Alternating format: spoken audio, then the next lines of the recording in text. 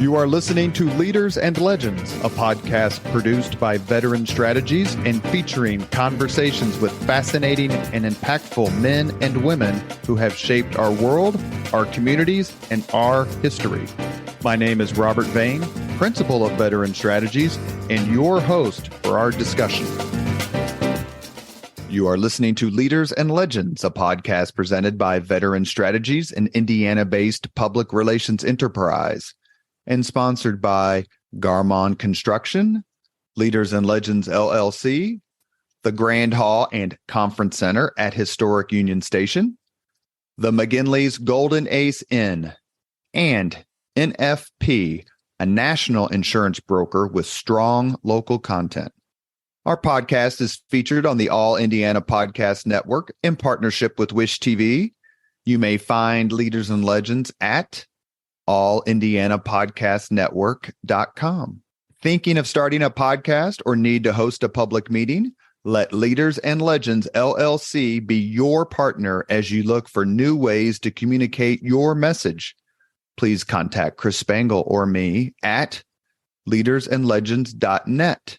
And as always, all our podcast interviews are dedicated to the legacy and generosity of P.E. McAllister. You are listening to Leaders and Legends. Our podcast guest today, you've seen her on your TV, you've seen her on your movie screen. She is Carolyn McCormick. She is perhaps best known for playing Dr. Elizabeth Olivet in the Law and Order franchise, but she's been in several movies, several TV shows. She's done theater in New York and off Broadway. We've had a brief conversation here before we've started recording the podcast, and I can tell you she is just as kind in this setting as she is on television and films. Ms. McCormick, thank you very much for coming on the Leaders and Legends podcast. My pleasure. Is acting something that I haven't had any actors or actresses on the podcast, but I've read a lot of biographies. Is it something that hits you when you're very young? Or is it something like, oh, if X doesn't work out, let me try Y?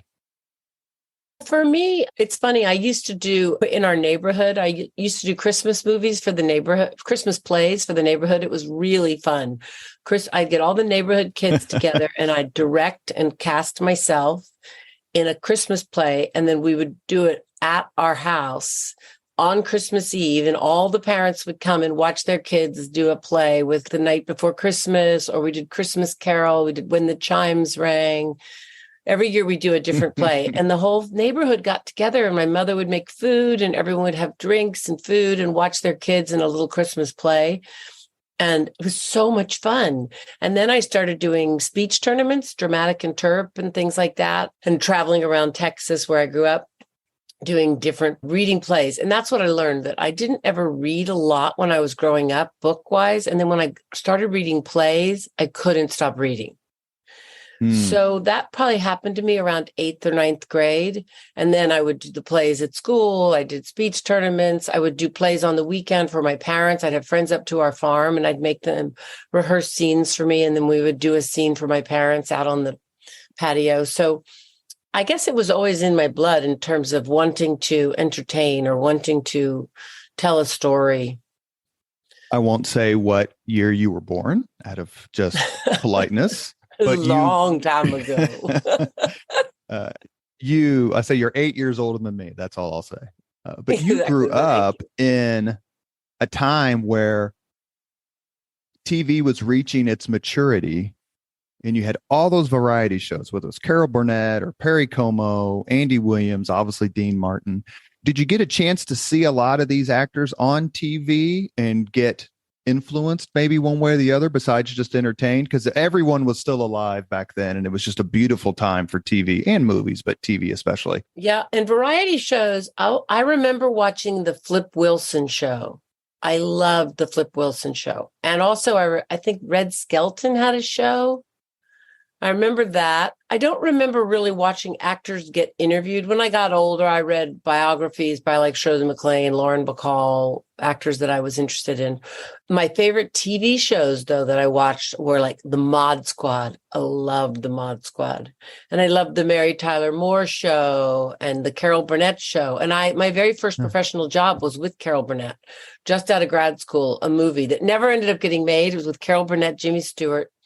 A huge, great cast. Oh my God. How did it not get made? It didn't get made because she had some medical problems. Mm-hmm. We were in rehearsal, which is really unusual to do. We rehearsed for a week, and then we were going to fly to Hawaii to shoot this movie called The Late Christopher Bean, which was based on a play called The Late Christopher Bean. And Jimmy Stewart was playing my dad. It was heaven. And then one day Carol didn't show up, and she had some issues that she had to deal with, and the movie got shelved. That was my first professional job in movies, and I was so sad.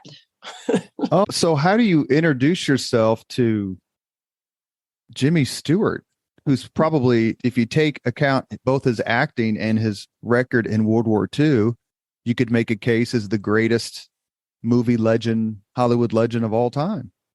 I don't know. I was only like 21, and I just came into the rehearsal and introduced myself, and I wasn't as familiar with his movies as I am now, because now I'm a complete Turner Classic Movies fanatic, which I watch all the time. Let's hope it gets saved.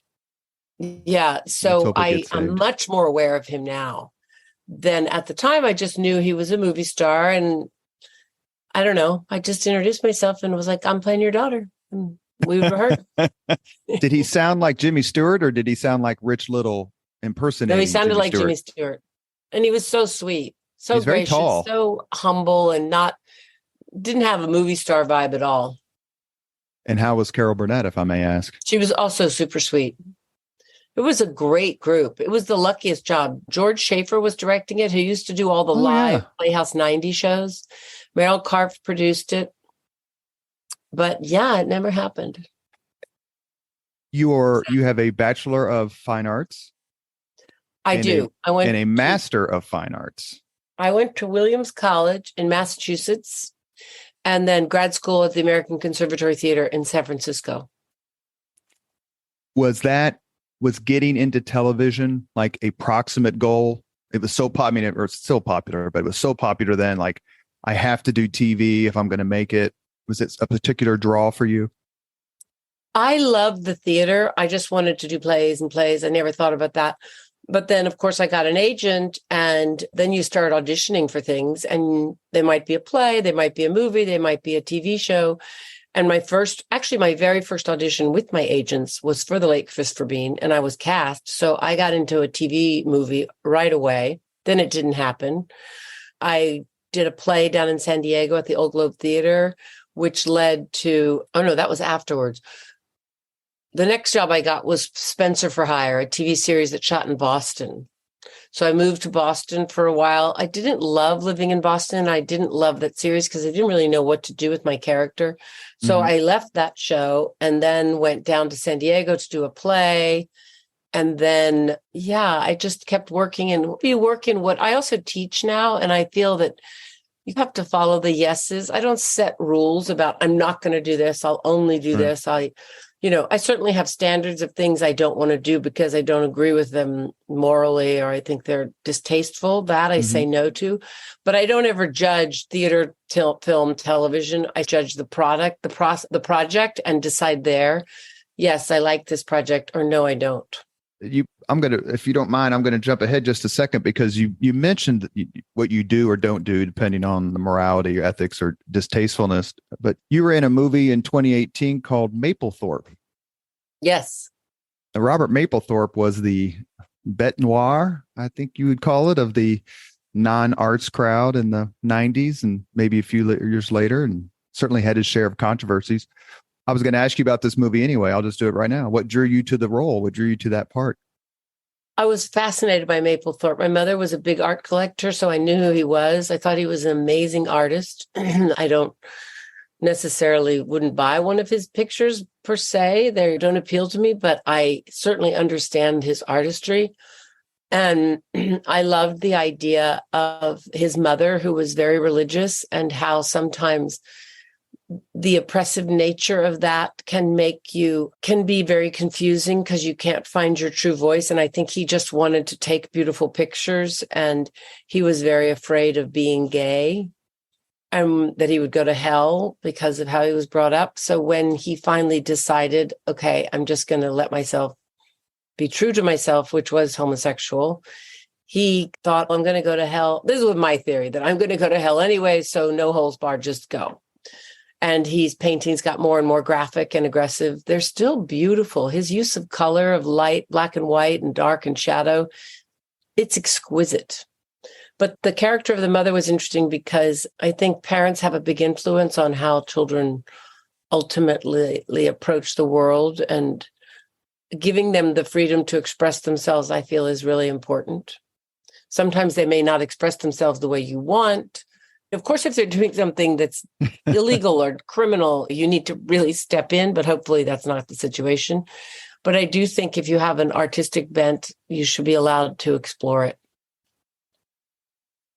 Is your deep education, or has your deep education in the arts proved to be part of the foundation of that view, that you can look at something and go, I wouldn't buy that, but it sure is beautiful, or I wouldn't go to that play, but you know what? They're discussing a very important topic. How has your education helped broaden your sense of acceptance or non-judgment? That's a good question. I don't know if it's my education or my parents or just the way I naturally see the world, but I feel very strongly about not judging others. And I feel very strongly about not telling other people how to think.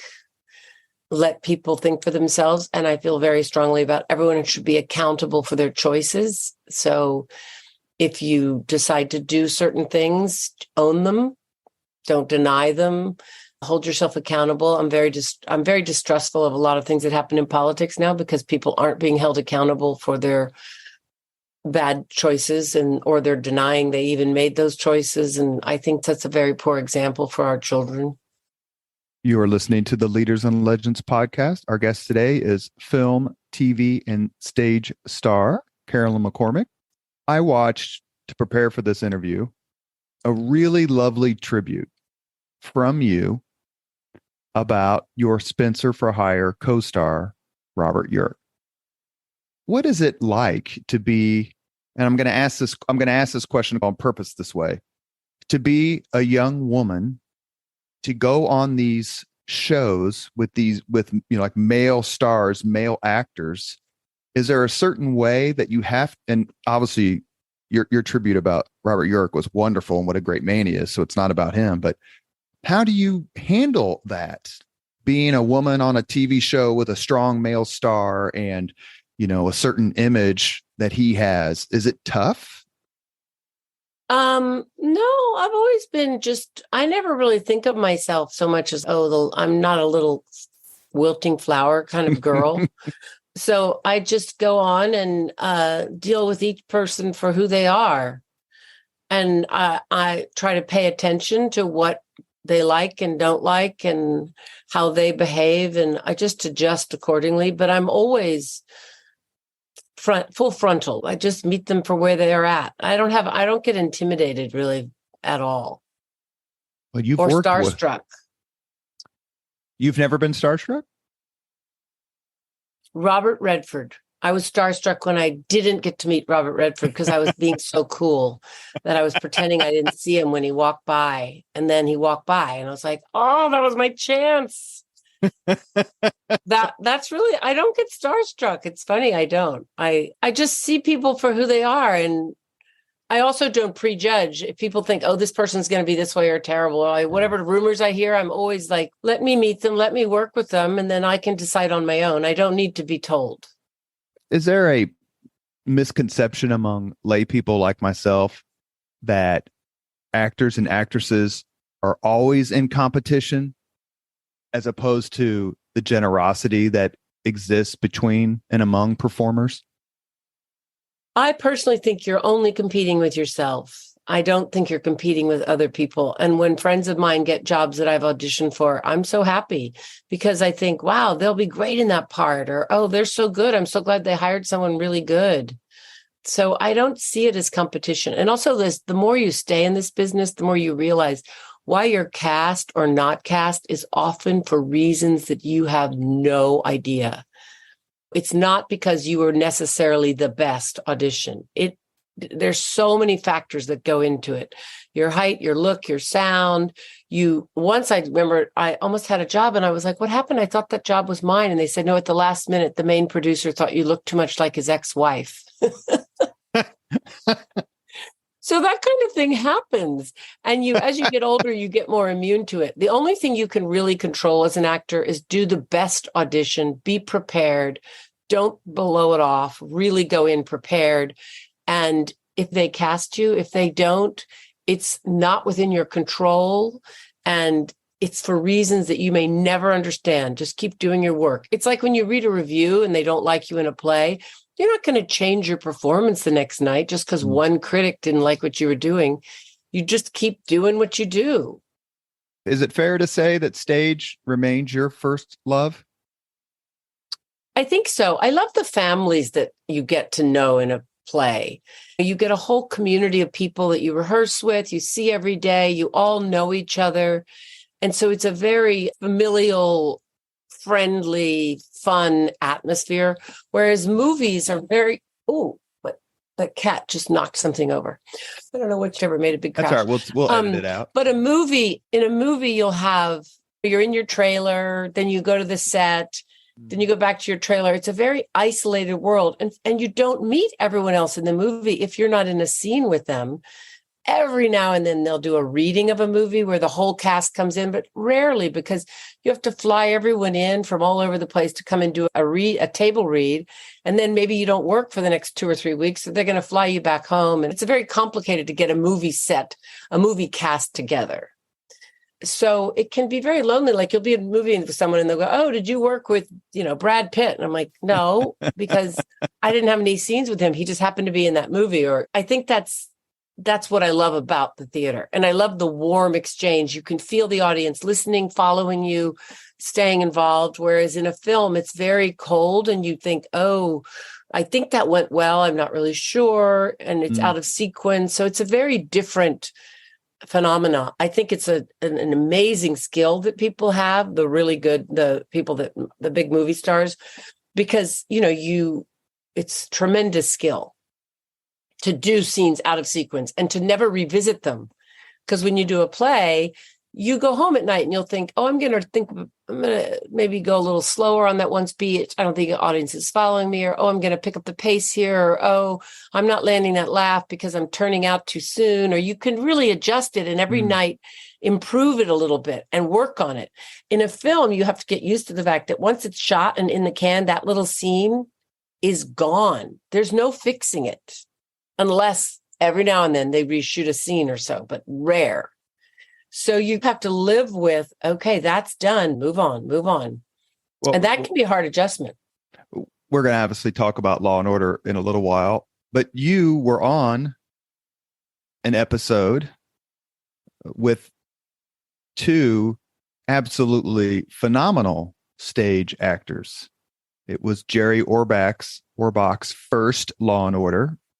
And Elaine Stritch was on the same episode. Orbach's a Tony winner, I know for sure. Elaine Stritch's career is terrific. What was it like to be on the set with them in a completely different setting? Jerry Orbach is one of the nicest human beings in the world. He was just great, always so gracious, very funny, playful, just a really good guy. And Elaine Stritch is just what you think. She's just tough, but she's also very funny and take no prisoners kind of woman. Just called it like she saw it. Very matter of fact, rough and tumble. I think she had a broken arm or something at the time, and she was fabulous. I didn't talk to her a lot because it was just a courtroom scene that I had together. But I saw Jerry over the years all the time, and he would come and see me when I was in plays, and he and I became buddies. He was a good guy. I remember watching the show with my children, and they, Lenny and Lanny Stieglitz, I think was her name on the show, and they're going at it. And I paused the program and I said, if you guys only knew what great friends they were in real life and how long they've known each other. And I'm sure them going at each other was funny in the background, because I'm sure she probably wanted to say, go to hell, Jerry, or something like that. Right. Did it ever occur to you, or did ever think that one particular milieu of entertainment was just going to be your life? In other words, I really want to do films, but I really want to do television. You mentioned stage. Is there any one of the three? You mentioned stage being more fun. Any one of the three kind of pull you in a direction where you're like, I'm going to go do this for a while, and then we'll see what happens? The main thing that pulled me was having children. I really slowed down my career because I didn't want to job out my children. So I didn't take out of town jobs for probably a long 15, 16 years till they were pretty much ready already in high school, or pretty much in college, to be honest. So I pretty much stayed home and I would do a lot of audiobooks. I do political voiceovers. I did things that I could stay close to home. And I didn't travel as much as I had before I had kids. And that I didn't know would happen. But once I had kids, I was like, oh, I want to raise them. So yeah, that changed my path a lot. So I didn't necessarily think, oh, I want to do this movie or I want to do this TV. I pretty much said, I want to be home with my kids. We should mention that Ms. McCormick's husband is Byron Jennings, who is an actor himself. How much did that help in being able to understand each other? I remember seeing him in Lincoln, where I believe he plays Montgomery Blair, who used to be, was Lincoln's postmaster general. And yeah, that's who he played. Yeah. Yeah. He understands. And it's nice to have someone in the same business. Also, we don't compete with each other. We both were very clear about prioritizing our two boys who we raised. And we also have done a lot of plays together. I think we've done 17 plays together. So we get to work together a lot, which is great. And he and I were never crazy about becoming rich and famous as much as just respected and working as much as we possibly can. But there wasn't a big allure of fame for either of us, which I think kept us sane. May I ask how you met? We met doing a play in San Francisco at ACT, a Shaw play called Arms and the Man, back in 1983. Really? That long? It's long interesting. Time. It's interesting because he was in 3 episodes of Law and Order. Yep. And I thought, when I first read that, I thought, oh, what a sweet romance, but it's way predates Law and Order. Oh, way predates. Yeah. You are listening to the Leaders and Legends podcast, presented by Veteran Strategies, an Indiana-based public relations enterprise, and sponsored by Garmond Construction, Leaders and Legends LLC, the Grand Hall and Conference Center at Historic Union Station, the McGinley's Golden Ace Inn, and NFP, a national insurance broker with strong local content. Our guest today is actress Carolyn McCormick. You've seen her in movies, on the stage, on television, and she is the smartest person on the show Law and Order. How did you get that job? I just auditioned for it like everybody else. Joe Stern, who was the showrunner at the time, I didn't know him, but he became a dear friend of mine. I auditioned for Joe Stern and the casting director, and I don't know, they hired me. And it was going to be a potential recurring, which is something you hear a lot. Sure. when you auditioning for TV, because it makes it more enticing. It's not just a guest star, it's a potential recurring. And it truly did turn into a recurring role, which was great. Gave me tremendous freedom. I did other series at the time. They were very good to me in terms of letting me in and out of things. I worked in San Diego and I worked in Williamstown and would drive back to do my episode and then drive back to do the play at night. And it was a crazy time for a while, but they were very accommodating. And I was happy to have the job and still get to do plays. Was it, you mentioned a few minutes ago about something about you determined you didn't get a role. What do you think it was about you that landed you this role? I have no idea. I should ask Joe Stern that question. That's a really good question. I'm going to ask him next time I talk to him. I don't know. Maybe it's because I was tall. Maybe it's because I didn't look like anyone else on the show. You know, now you have to check a lot of boxes so you don't have everybody looking like they came from the same factory, so to speak. Mm-hmm. I know they needed a woman. Right. Because it was all guys. So that I remember they needed to have, when I first did it, it was, I think, Richard Brooks, Michael Moriarty, Chris Noth, Paul Sorvino, Dan Florek. Right.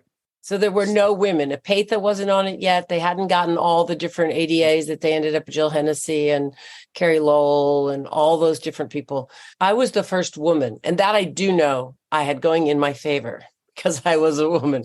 So I don't know if I got cast because I was a woman, because I think they probably saw other women, but that definitely played a part in it. Did you know you were in an episode of LA Law, as I recall? Mm-hmm. I think I was in the Army maybe when I was in the Army from 87 to 90. So I think maybe that was, but Dan Florek was on LA Law. Did you know him? Did you know any of the five principal, or I guess I should say, of course, wonderful district attorney? I didn't know any of them because I just knew I knew the guest star in that was Cotter Smith. He and I had done a pilot together years before. Mm-hmm. And he was the guy, I think I was his lawyer. He was being accused of something. I can't remember. Mm-hmm. But I knew Cotter, but that had nothing to do with it. That was just a coincidence when we both showed up. But when you go on to the first day of Law and Order shooting, Stephen Hill and everybody, did you know anyone on the cast? Had worked with them before at all? Nope. Is it You don't fun? know. That's what's so interesting, because you end up getting to know everyone on a TV show better than a movie, because you do ultimately work with everybody in terms of the regulars.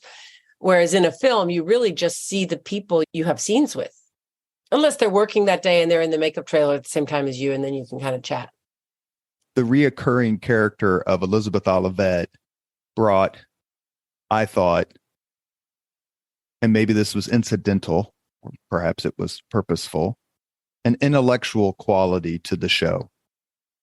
Am I off base? Not that the other people were dumb, but your diagnosis and your lines and stuff seemed like that your explanations of characters and situations was deeper than a lot of the other characters, which is not an insult.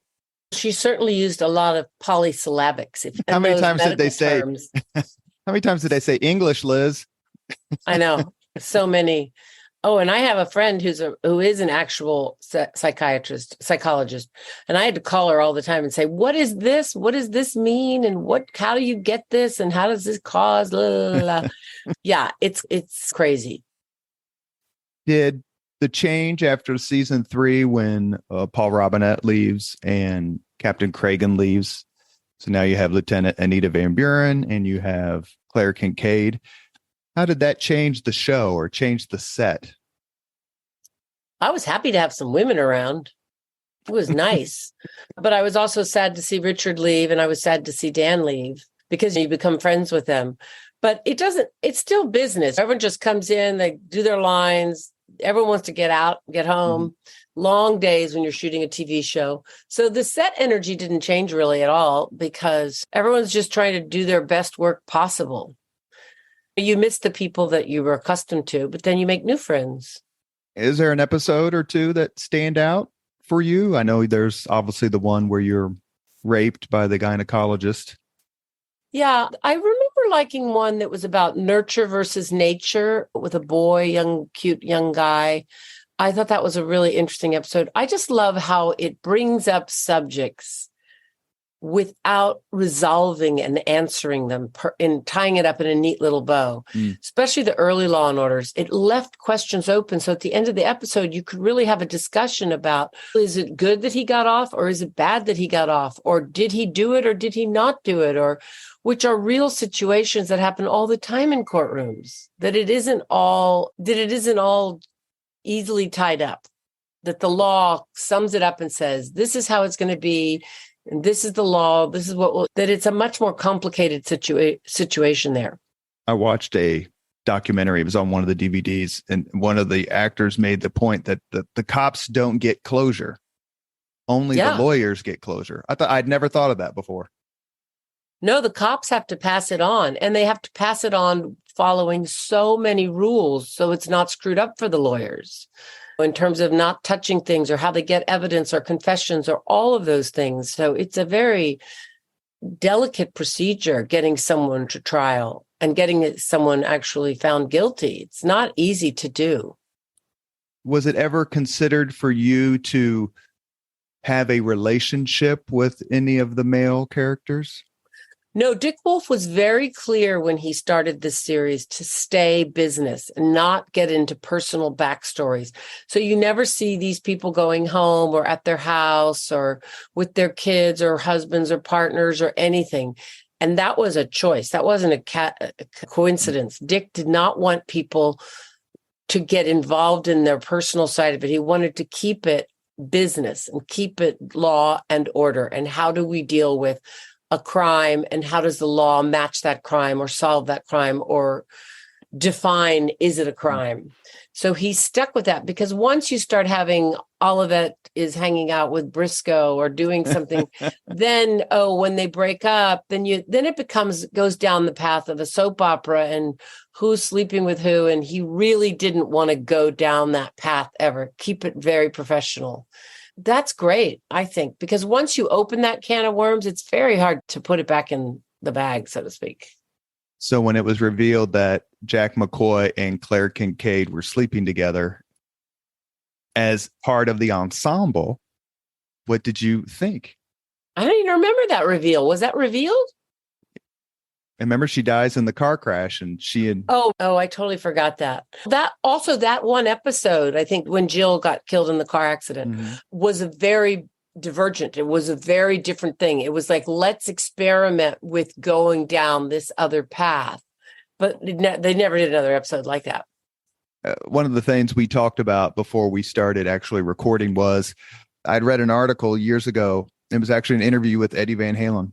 And he was talking about when he met his heroes, guitarists for the British bands and other bands, when he was growing up, he would just start throwing out songs and concerts and licks and go, tell me about this. Tell me about this.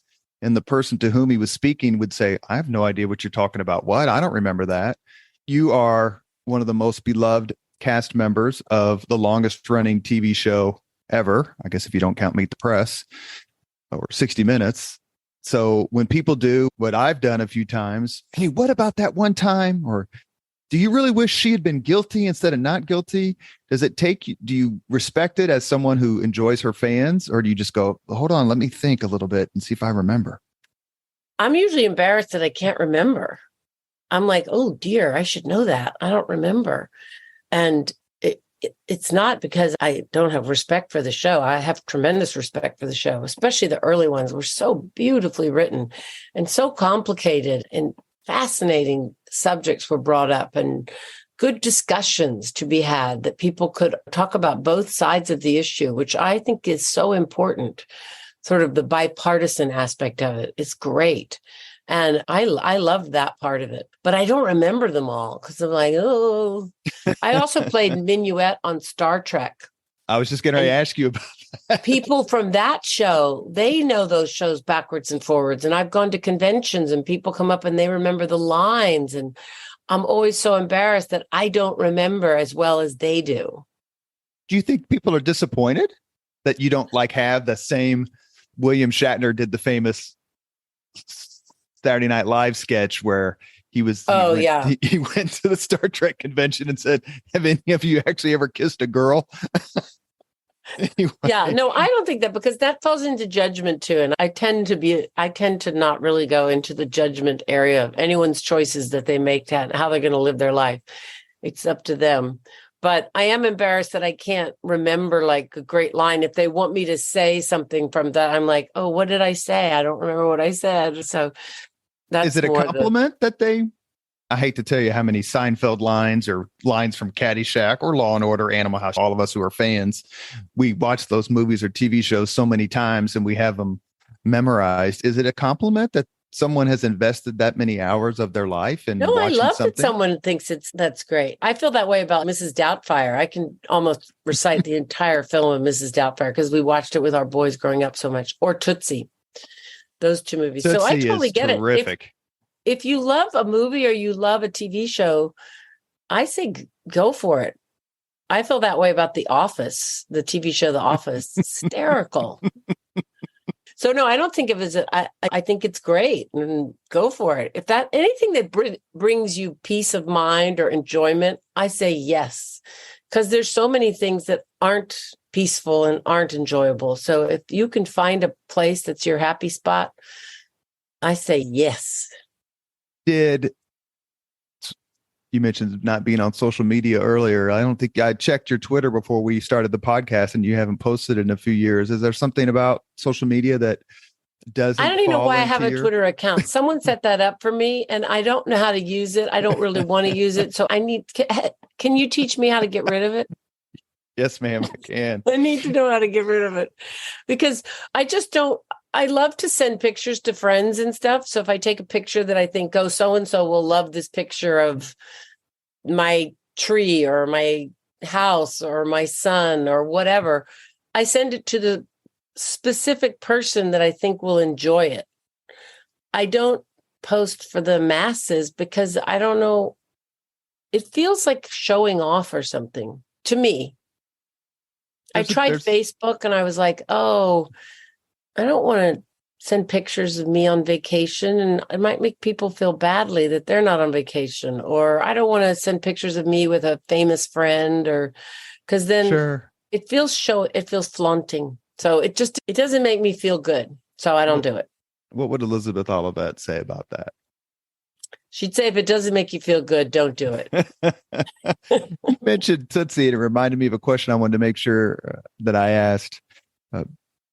Is it fun, not just Law and Order, but for you, but the kids and I, my children and I, get a kick out of the actors and actresses who were on Seinfeld, who were also in Law and Order, and who were in Law and Order, and now they're on these other shows and doing these other things.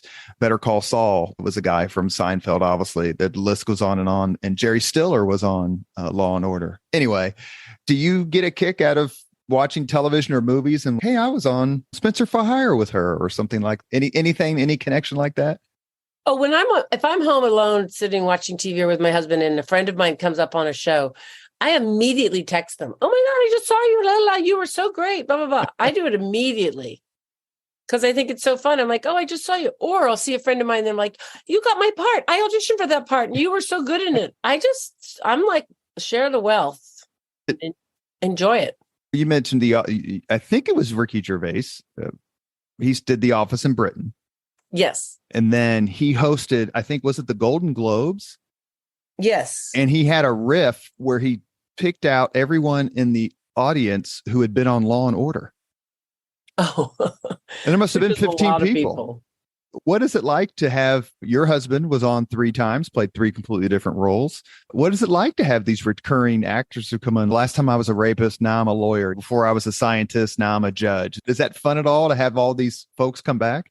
Oh, it's great fun. It's a cross-pollination to see everybody. And it's so fun to I get the call sheet and immediately look and see who's on it and who do I know, so that I could go and say, hey, hi, I'm so glad you're doing the show. And it's just, again, enjoying, you're getting to work, you're getting and people, and the world gets smaller and smaller the more the people that are still doing it at my age and stuff. So it's just great to see your friends. I love it. Jerry Orbach said on an interview one time that the star of Law and Order really is New York City. Yeah. Would you agree with that? Oh, totally. And going to different places where you're shooting was so much fun to discover gorgeous office buildings or beautiful churches or some great apartment complex or some park I never even knew about. Or oh, it's so much fun to have the privilege of going around and seeing all these parts of New York that you would never go to because You wouldn't think of it. You go to the same places. When you live in the city, I've lived there you always have your little pig path where you follow the same trails, same stores, the same restaurants, the same sort of location. I'm very Broadway centric because we work in Broadway and those restaurants, and then there's stores that and stuff. So when I go to a new location, again, with Maplethorpe, we went to a lot of different locations and I loved it. Did it change? Because you see a part of New York that you wouldn't necessarily see. And New York is just this ever unfolding wonder of places. I've been there twice, and you'd spend most of your time walking around with your neck craned one way or the other. I can't believe there aren't more people killed by cars just because they're looking around. Oh, yeah. And there's so many gorgeous pieces of architecture and little surprises all over the place. I just love it. There was a scene in one of the Law and Orders, I think it was in the third year, where the mom and the son kill the Chinese kid who's competing with the other son for a scholarship or whatever. And one of the scenes was in Fraunces Tavern, which is where George Washington said goodbye to his officers. Oh. And last time I was in New York City, I went there just to see it. And I was like, wow, I've just killed two birds with one stone. Yeah. And that's at the very end of the island, right? Correct. Down near Wall Street. Yeah. Yeah. That's a very cool historic part of New York. And the streets are still cobblestoned and beautiful. How much did it change because of 9/11? I know the show changed a little bit, especially that first year afterward, but you've lived there, you worked there. What was it like for you? What I noticed the most after 9/11 is how nice New Yorkers can be, how considerate they were of everyone and everything. And it's so often New Yorkers get a bad name for being pushy and mean. And I was struck by how considerate everybody was to helping out their neighbors, literally, and helping people deal with their fear and their anxiety. And it was good. I think I'm in Midtown, but Lower Manhattan obviously suffered more because people had to vacate that area for so long. And then it was hit by Sandy. And Lower Manhattan got really damaged during that with all the water as well. Lower Manhattan has definitely gone through some major changes. And then COVID, a lot of those places never came back after COVID because people are working more from home and stuff. I think if you lived or worked in Lower Manhattan, you feel it much more than people who live in other parts of the city.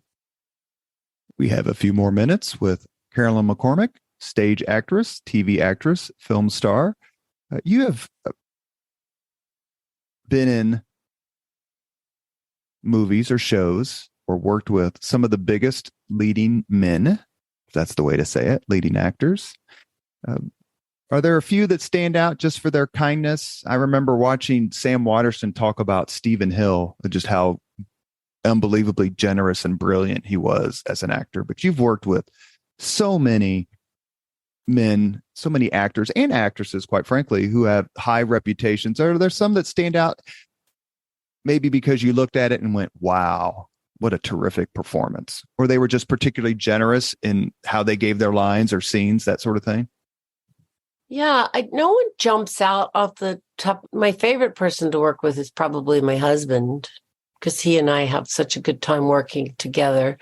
But in terms of the famous people I've worked with, everyone has there's something like Dennis Quaid I loved working with. He was so much fun and he's so playful.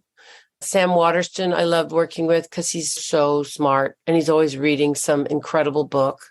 And his children were really fun to talk about because they also are super smart and doing very well. Jerry, I loved hanging out with. Chris Noth is a very dear friend of mine. I think he's a wonderful man. And so, yeah, I don't know. There's none that I would say, oh my God, that was not off the top of my head. I can't think of anyone. Did Law and Order in some ways become a destination show for actors and actresses? They've had 3 or 4, maybe 4 or 5 Oscar winners on the show. What was it like for you when, and I forget his name, please forgive me, the actor who played Emil Skoda ends up winning the Oscar? Oh, that was great. I bet all of you were just cheering. Yeah, that's right. J.K. Simmons, forgive me. Oh, yeah. And he's a wonderful actor. And he also is extremely gracious man. No, that was great. That's just fun. It's just fun to celebrate anyone's success, I think, because it's a hard profession, and it's very taxing on one emotionally at times because of the enormity of rejection you get. So I think it's so good to celebrate when things are going well. Do you ever appreciate it? Purposely steal a scene from your husband and give him a little wink? No, but when we were doing Hedda Gabler, I was pregnant with my second son. And when there was a scene on stage where he had to come up and talk to my character and our backs are to the audience, and every night I would make a list of potential names and he would come up and scratch them off. And then we'd continue to play the scene. And we were supposed to be writing a book. Anyway, we do things like that. But yeah, we were trying to come up with a name. What can I say? What'd you decide on? Skylar. Skylar. I don't know if we decided during the show, though. I think we had a lot of other names. But I still have a little list in his scrapbook of all the names he could have been. We have reached the point in the Leaders and Legends podcast, where we ask the same 5 questions of all of our guests. Carolyn McCormick, are you ready? Yes, I feel like this is the Colbert questionnaire. Non-graded. This is nice, even though a couple of them are pretty tough. Number 1, what was your first job? I was a newscaster in Houston, Texas on Channel 39 News in the afternoon before Gilligan's Island. I did a little 5-minute spot. That's true. I was in high school. I won't ask you Marianne or Ginger. I won't. Number 2, what was your I was torn between the two. I wanted to be both of them. I wanted Ginger's outfits and Marianne's humor. That's a perfect way to sum it up. What was your first concert? I think it was Tina Turner in Germany. With Ike or? On her own. What were you doing? What was going on in Germany? I was shooting a movie called Enemy Mine. Oh, and that was a big break for you, which I should have asked about earlier before. So let's move on since I didn't ask you that. I'm sorry. Number 3, if you could suggest any book for someone to read, which book would you recommend? Overstory. By? Richard Powers. How could I forget that? Why do you like it so much? Richard Powers wrote Overstory. Why do you like it so much? It basically deals with trees and communication and people, and something I feel so essential about learning how to take care of each other and to take care of the earth. Number 4, if you could witness any event in history, be there in person as it happens, which event would you choose? That's a good one. It's funny, you think of only bad events in history. Let me ask you a quick intermission question. You're too young to remember the Kennedy assassination, I'm guessing. No, I remember it, but I was young. Yeah, happened in Dallas, obviously. But we're doing this podcast interview on July 20th. Do you remember where you were for the moon landing? For the moon landing? Yeah, which is July 20th, 1969. Oh, yeah. I was at home in my little house in Houston, Texas, with my family, watching it on TV in black and white. But event in history, I would like to have seen any day in which a war ends in any city. That joy, like that you think of when you see those famous pictures of when World War II ended, or to just be in a crowd with that much celebration and relief and pure happiness of boys coming home to their moms and wives. And the famous picture, I believe, is in Times Square. Yeah, Times Square, the sailor kissing the girl, the nurse or whatever. But yeah, something where it's the end of something horrible and the beginning of something good. A very unique answer. And I've done 230 of these podcast interviews, and so that's a unique answer. Last question. If you could have dinner with anyone living today, 2 hours off the record, just to chat, whom would you choose? I would want to go see Robert Redford and get over my starstruck.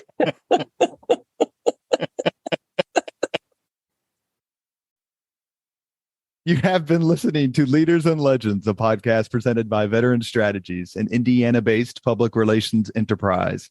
and sponsored by Garmond Construction, Leaders and Legends LLC, the Grand Hall and Conference Center at Historic Union Station, the McGinley's Golden Ace Inn, and NFP, a national insurance broker with strong local content. As always, all our podcast interviews are dedicated to the legacy and generosity of P.E. McAllister. Our guest today has been Carolyn McCormick. She's been incredibly generous with her time, with her personality, her sense of humor, her thoughts. Thank you so much for coming on the podcast. It's truly an honor. I'm very grateful. Oh, thank you. It was very fun. Good questions. Thank you very much for listening to Leaders and Legends, brought to you by Veteran Strategies Incorporated. If you want to contact us about this program or our menu of public relations services, please send us an email at robert@veteranstrategies.com. That's robert@veteranstrategies.com.